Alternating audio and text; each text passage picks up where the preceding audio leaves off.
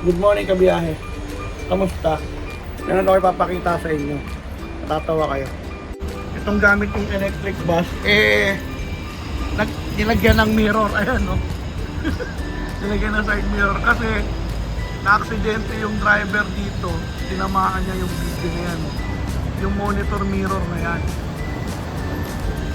Nakakapagtaka, no? Hindi mo alam kung saan tumama yan. Pero walang damage, no?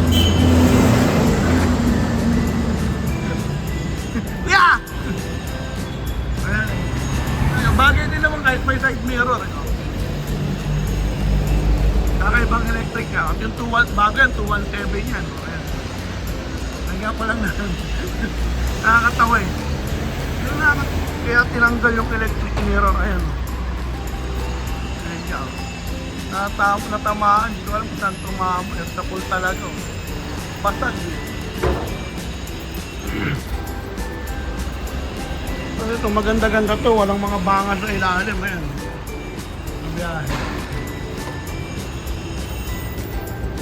Hindi ko alam kung sino may regular nitong 217 eh. Pero alam ko walang may regular nito eh. Aray ko. Ayan. Short vlog lang kabiyahe. Andito ako ngayon sa San Julian eh.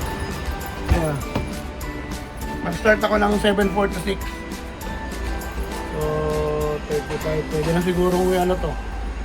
Ayan. So, ciao!